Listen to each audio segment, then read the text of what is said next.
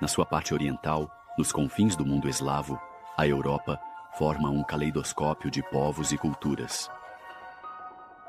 Seus territórios oferecem uma extrema diversidade de paisagens, mas são unidos por uma história comum.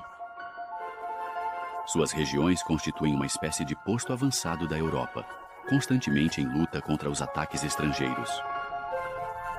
Da Transilvânia romena, no coração de Varsóvia, suas terras conseguiram, no entanto, forjar identidades fortes. Nações nasceram únicas, mas atravessadas por influências comuns, especialmente as do jugo otomano e da arte bizantina. As igrejas fortificadas e pintadas da Romênia e o mosteiro búlgaro de Rila desenham assim um rosto para essa cultura da Europa Oriental.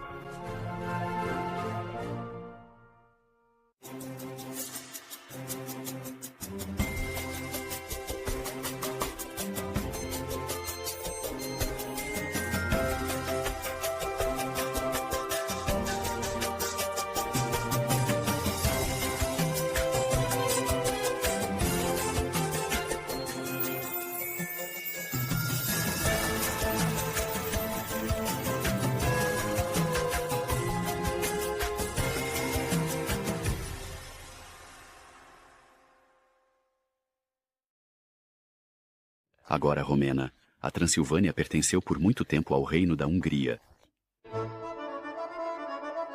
A partir do meio do século XII, para enfrentar os ataques incessantes dos turcos, os soberanos húngaros convidam famílias de colonos provenientes do oeste do Sacro Império Romano Germânico a se estabelecerem lá. Aqueles que agora chamamos de saxões constroem então vilarejos. E para apoiar os ataques dos invasores, fortalezas são erguidas como as de Viskri. É uma verdadeira cidadela com 5 torres, bastiões coroados por uma galeria de madeira e cercada por uma espessa muralha circular. Em caso de cerco, cada família pode encontrar refúgio lá.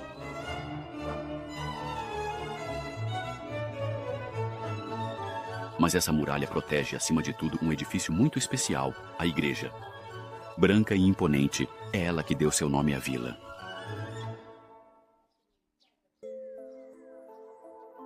A comunidade de colonos, composta por artesãos, agricultores e comerciantes, pratica originalmente um culto católico. Em seguida, os saxões adotam a reforma luterana.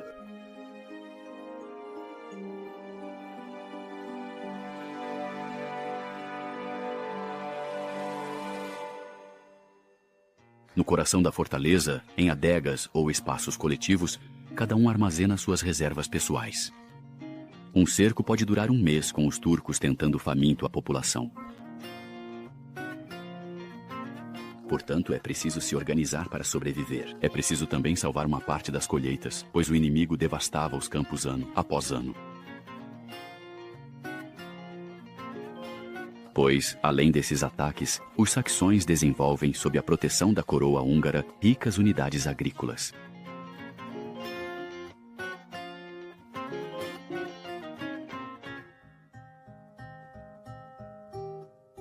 Mas a ameaça nunca está muito longe, como testemunha a igreja fortificada de Przemer, a poucos quilômetros de Viskri. Trata-se da mais poderosa cidadela saxônica daquela época. Foram erguidas paredes de 14 metros de altura e 6 metros de espessura.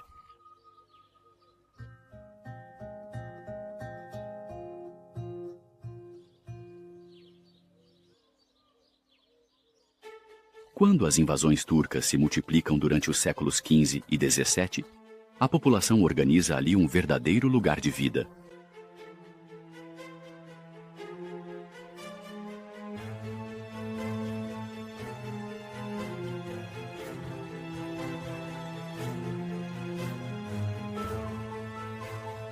Recebemos as crianças para a escola.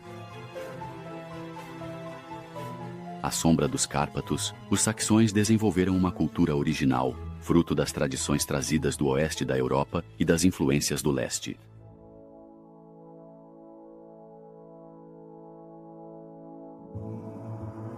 E para poderem ficar a salvo enquanto aguardam a retirada dos invasores, os moradores da vila adaptaram as muralhas de proteção.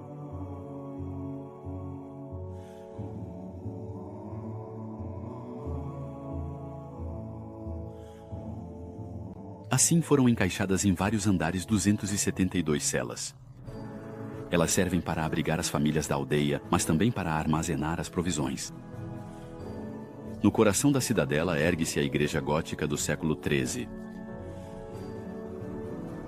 Ela é o núcleo e a alma do refúgio.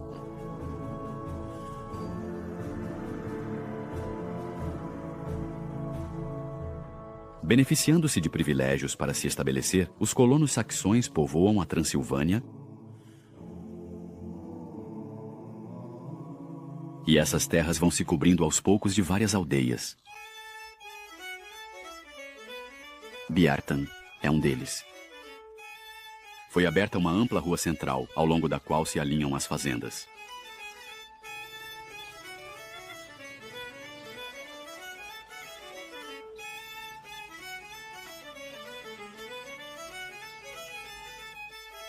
E na colina, uma igreja foi construída no século XVI.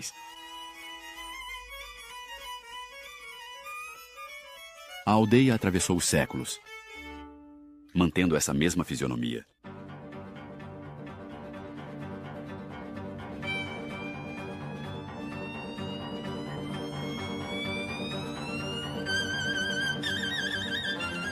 As invasões otomanas continuam. É necessário um sistema defensivo para proteger o edifício e servir de refúgio para os aldeões. Ele é composto por torres e bastiões que vêm reforçar as 3 muralhas sucessivas.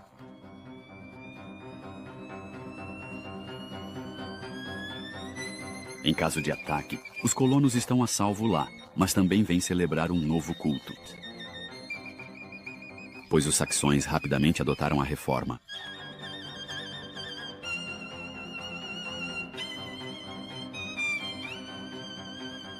Bjartan torna-se assim a sede do Episcopado Luterano da Transilvânia. A rica decoração de sua igreja testemunha sua importância.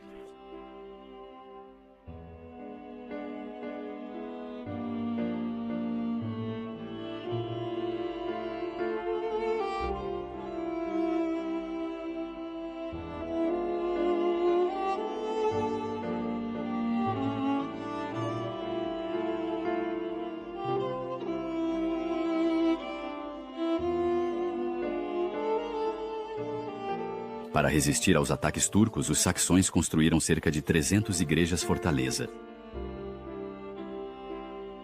Em outras terras da Europa Oriental, a resistência assume outra forma. Estamos no nordeste da atual Romênia, na região da Bucovina. É a alta terra da Moldávia. A partir de 1457, Etienne, o Grande, reina sobre essas terras.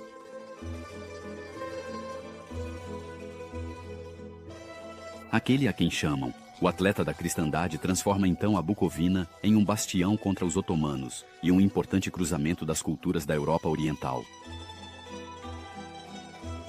Nos séculos XV e XVI, a região se enche assim de cerca de 2.000 mosteiros, entre os quais o de Suksevita. Nesses tempos conturbados, ele assume a aparência de uma fortaleza, mas é uma obra-prima religiosa. O mosteiro celebra o Império Oriental diante do aumento da ameaça turca e das pressões exercidas pela reforma. Lá se praticam os rituais do cristianismo ortodoxo.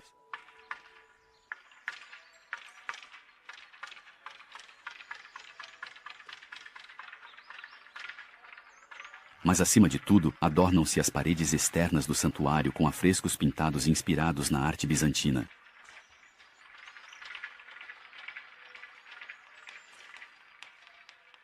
A Igreja da Ressurreição compõe assim um grande livro de imagens para os fiéis. Silhuetas de santos, profetas e mártires se multiplicam lá em diversas posturas. Longe de serem simples decorações de parede, essas pinturas são uma Bíblia para aqueles que não sabem ler.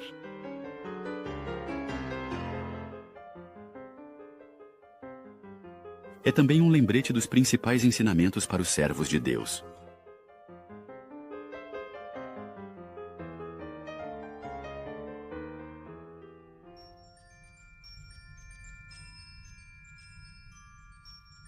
Na fachada norte do edifício, um tema iconográfico consagrado por Bizâncio, se dirige assim aos monges. Trata-se da escada de São João Clímaco, um monge no Monte Sinai por volta do século VII. Nesta escada santa, religiosos, assistidos por anjos, sobem os degraus para acessar o paraíso.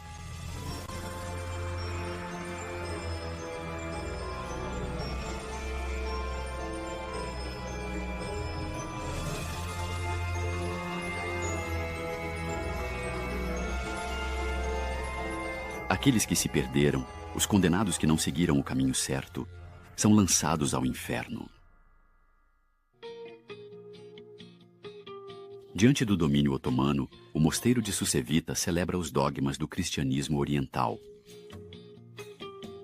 No coração dos vales e colinas da Bucovina, outros santuários também afirmam a identidade de seu território. O mosteiro de Moldovita, fundado em 1532, faz parte disso. Encravado, no coração da fortaleza, sua igreja dedicada à Anunciação é obra do príncipe Pedro Haris, filho de Estevão, o Grande. É um apoio inabalável à ortodoxia, mas também um protetor das artes dignas dos príncipes do Renascimento.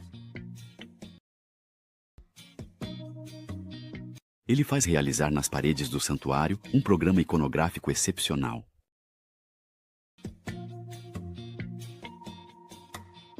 Lá se utiliza toda a riqueza estética da época. Ali se despliega todo o poder moralizador da arte sagrada.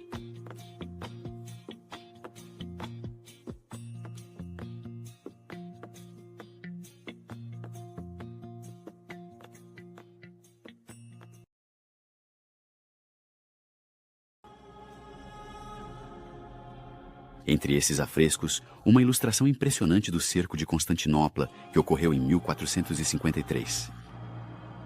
Os turcos multiplicam os ataques por mais de 40 dias e finalmente se apoderam da cidade. É a queda do mais sólido muro diante das invasões árabes. Agora, suas ameaças pairam sobre a Europa Oriental.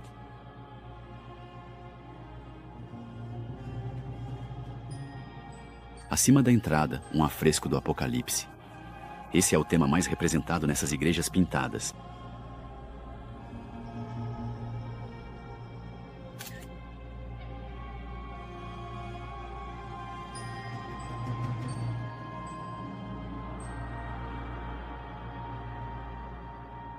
O interior do santuário reafirma mais uma vez a glória de Bizâncio.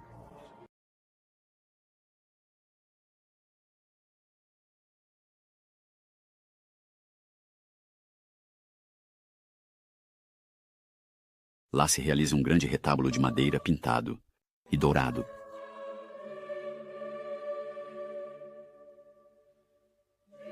As ícones se multiplicam.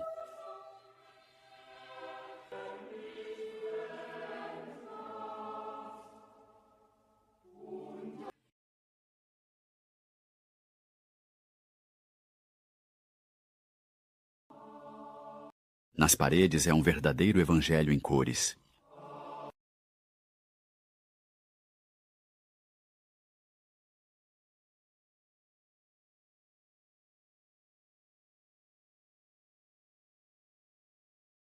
Tudo nesta igreja glorifica o crescimento da civilização deste território da Moldávia.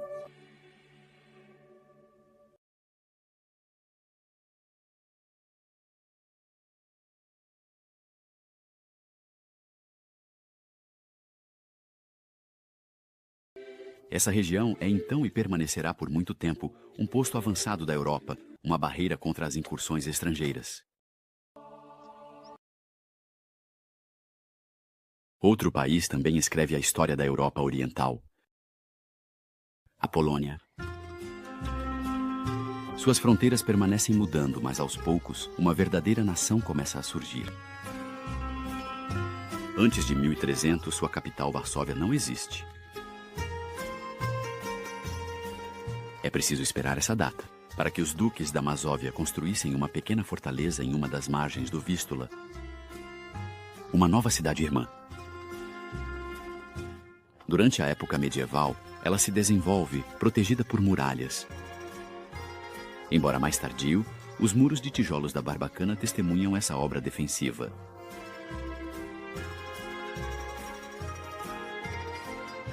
Bem protegida, atrás dessa muralha, a cidade se torna próspera.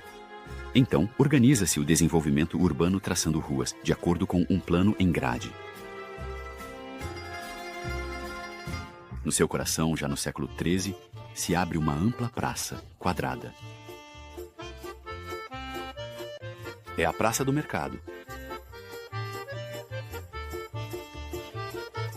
Ela é o centro econômico da cidade. As residências que a cercam atestam a prosperidade que Varsóvia vivia na época. A aristocracia polonesa se enriqueceu ali graças à cultura de grãos, aproveitando a abertura do país para o Báltico e o Mar Negro. Esta praça também é testemunha dos grandes eventos que marcam a vida da cidade. Lá são realizadas execuções públicas.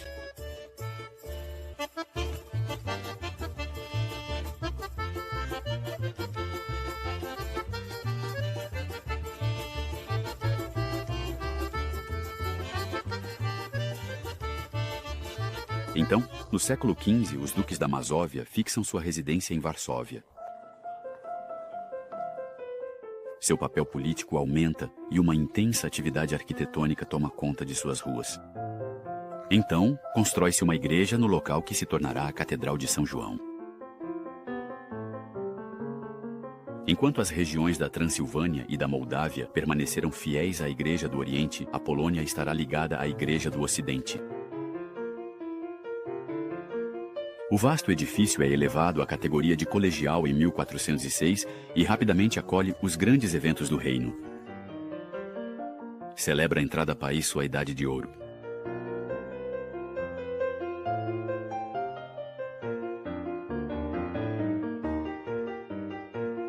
Um país aberto às influências ocidentais, tolerante e próspero, cuja cidade se torna a capital.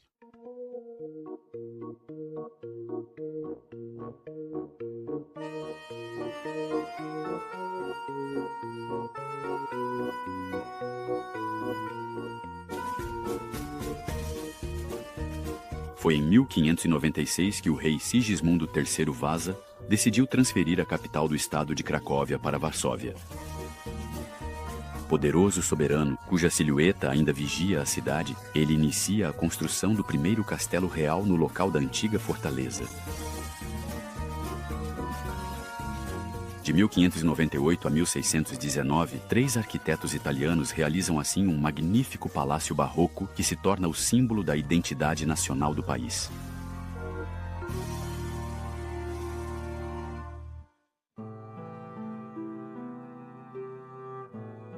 Da cidadela dos duques da Masóvia, os construtores mantêm as fundações, essas caves góticas que outrora serviam como salas do tesouro. Em toda parte, os cômodos são reconfigurados e novos espaços são criados. Ali se proclama a soberania da nação polonesa.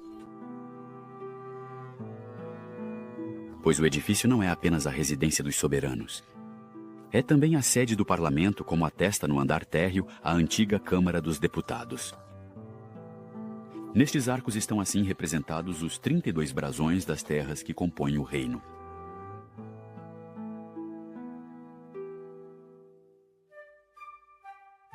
Mas, já na segunda metade do século XVII, esta Câmara dos Deputados é transferida para o primeiro andar. As cadeiras dos senadores e o trono real testemunham o cerimonial em vigor durante as sessões da Dieta polonesa. Em 3 de maio de 1791, assim se adota a nova Constituição. O primeiro andar é agora o nível oficial, abrigando as salas de recepção e os apartamentos reais. O cronômetro da Sala dos Cavaleiros marca assim o tempo para aqueles que aguardam ser recebidos pelo rei. Ele está cercado em uma espécie de panteão nacional dos grandes homens poloneses. Na sala de mármore adjacente se reúnem os cortesãos durante as audiências reais. Ali se comemora mais uma vez a história do país, representando todos os soberanos que ocuparam o trono da Polônia. Do século XIII ao XVII, a Europa Oriental ganhou nação com identidade forte. Mas o destino dela será trágico. Em agosto de 1944, mais de 85% do centro histórico de Varsóvia é destruído pelas tropas nazistas. Sua incrível reconstrução é a obra de um país inteiro. No coração de uma mosaico de culturas, outra nação desenha os contornos da Europa Oriental, a Bulgária. Este poderoso reino conserva as marcas de seu passado sob domínio otomano. Isso é atestado por um edifício situado a 1.100 metros de altitude, na Cordilheira do Hila, no sudoeste do país.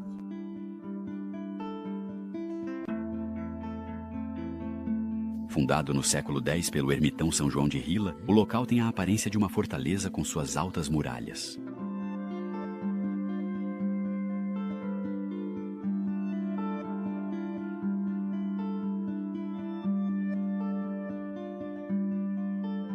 Na verdade, é um mosteiro construído à imagem da vida espiritual e social da Bulgária durante o Império Bizantino.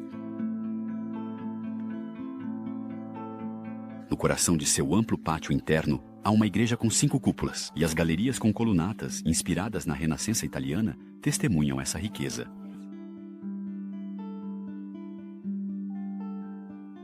No entanto, no início do mosteiro é o aspecto defensivo que prevalece. É preciso proteger os monges contra os ataques estrangeiros, e a Torre de Crélio, construída em 1335, serve como refúgio para eles. Eles são cerca de 300 a levar uma vida de oração e meditação, de acordo com as regras do culto ortodoxo. Eles representam um símbolo de resistência sob o jugo dos turcos, que ocuparam a Bulgária de 1396 a 1878. Eles fazem de Hila um centro importante da vida religiosa e cultural do país. Mas no início do século XIX, um drama se abate sobre o mosteiro. Um incêndio devasta o edifício. Será preciso reconstruir tudo. Após séculos de ocupação turca, a Rússia está em guerra contra o Império Otomano e as ideias do iluminismo se desenvolvem na Bulgária. Em Hila, a comunidade monástica toma consciência de uma identidade cultural, eslavo. Artesãos de todo o país afluem e a construção dos novos edifícios se torna o símbolo de um verdadeiro renascimento búlgaro.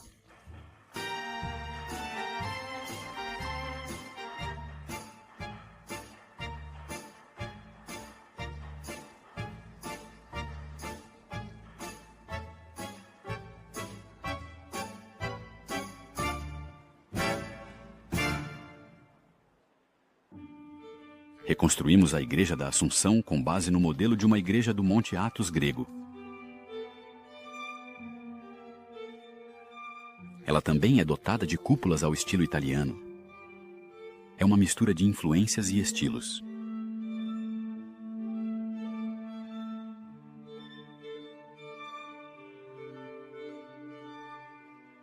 Mas, acima de tudo, a gente a enriquece nos anos 1840 com afrescos coloridos pintados pelos maiores artistas da época. As cenas bíblicas e as representações da vida de São João de Hila cobrem todas as paredes. É um evangelho de imagens, cuja construção moderna lembra a das histórias em quadrinhos.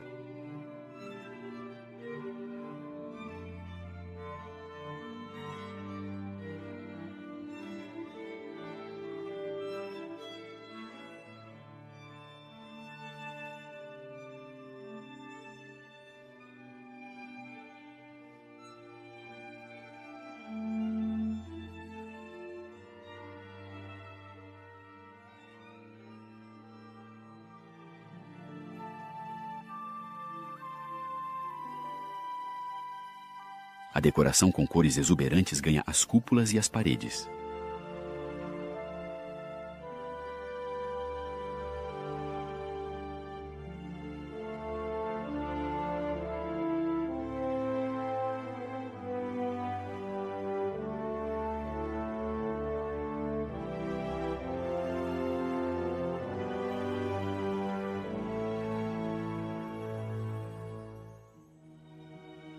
Dentro, múltiplas ícones apresentam aos fiéis os ensinamentos do cristianismo.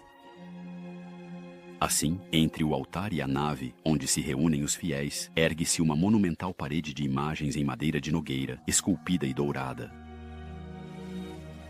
É uma iconóstase na mais pura tradição ortodoxa que abriga as relíquias de São João de Hila.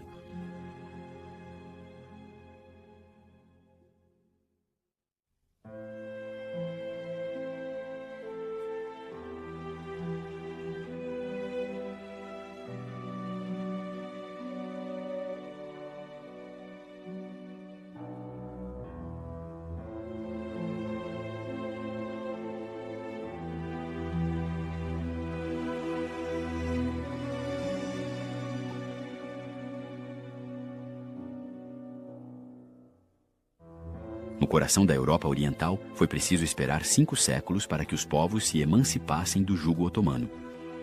E aí está o nascimento da sua nação. A Romênia, a Polônia e a Bulgária, no entanto, não vão demorar a cair sob o domínio dos soviéticos. A influência do mundo comunista reforçará sua cultura comum, antes que esses países reafirmem sua identidade nacional.